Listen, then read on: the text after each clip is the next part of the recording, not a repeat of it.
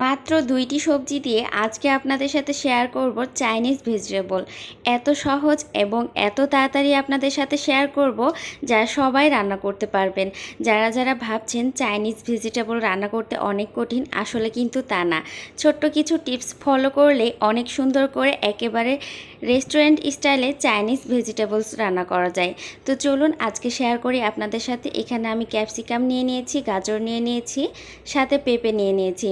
আগেই বলেছি মাত্র 2টা সবজি দিয়ে আপনাদের সাথে শেয়ার করব। পেঁপে এবং গাজর ক্যাপসিকাম আমি কিভাবে কেটে নিয়েছি তা তো দেখতেই পাচ্ছেন। এটা আসলে বলে দেওয়ার মতো না, তবে অবশ্যই এইভাবেই কেটে নিতে হবে। চাইনিজ ভেজিটেবল কাটার ক্ষেত্রে এইভাবে না কাটলে দেখতেও ভালো লাগে না আর খেতেও ভালো লাগবে না। প্রথমে খুব অল্প পরিমাণে আমি তেল নিয়েছি, এখানে প্রায় 2 টেবিল চামচ। তারপরে দিয়েছি রসুন কুচি। রসুন কুচিটা প্রায় 10 থেকে 15 সেকেন্ড ভেজে নেওয়ার পরে এখন আমি দিয়েছি গাজর এবং রসুন কিছুক্ষণ ভাজার পরে এখন আমি দিয়ে নিয়েছি পেঁপে।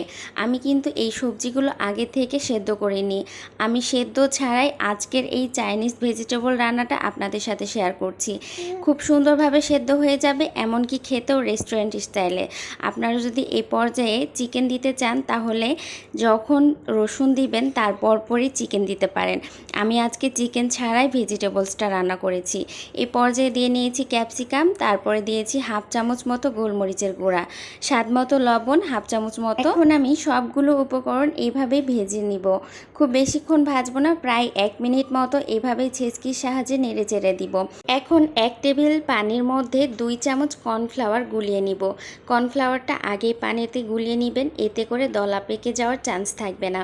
এই তো এখন আমি প্রায় 2 টেবিল চামচ কর্নফ্লাওয়ার দিয়ে পানির সাথে খুব ভালো করে গুলিয়ে নিয়েছি। সবজিগুলো প্রায় 1 মিনিট যখন ভাজা হয়ে গেছে, চিড়ে নেওয়া কাঁচামরিচ দিয়েছি দুইটাকে 4 ভাগ করে নিয়েছি। তারপরে এই তো এখন আরও একবার নেড়ে চেড়ে দিচ্ছি। সবজিটাতে এখন আমি কর্নফ্লাওয়ার গুলানো পানিটা মিশিয়ে দিব। এই কর্নফ্লাওয়ার গুলানো পানিতেই সম্পূর্ণ সবজিটা সিদ্ধ হয়ে যাবে আর পুরো রান্নাই হয়ে যাবে। আমি এক্সট্রা কোনো পানি ব্যবহার করিনি, এমনকি এক্সট্রা কোনো কিছুই আর ব্যবহার করিনি। এই তো এখন আমি 1 চামচ মতো চিনি দিয়ে নিয়েছি। চিনিটা অবশ্যই ব্যবহার করতে হবে, এটা কিন্তু রেস্টুরেন্টেও ব্যবহার করা হয়। তো এখন দেখতেই পাচ্ছেন আমি লো আছে ঢাকনা দিয়ে ঢেকে দিয়েছিলাম। সবজিটা আমার খুব ভালোভাবে সেদ্ধ হয়ে গেছে আর রান্নাটাও প্রায় কমপ্লিট হয়ে গেছে। তো দেখতেই পাচ্ছেন আমার চাইনিজ ভেজিটেবল রান্নাটা কতটা সুন্দর হয়েছে। এই সব চাইনিজ রান্না খুবই সহজ, এমনকি খুবই কঠিন।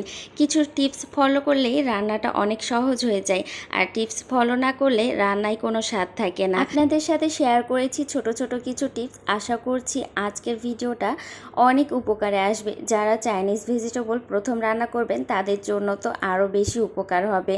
তো দেখতেই পাচ্ছেন কতটা লোভনীয় হয়েছে, এমনকি কালারফুল হয়েছে। আজকের মতো এই পর্যন্তই। ভালো থাকবেন সবাই। আল্লাহ হাফেজ সবাইকে।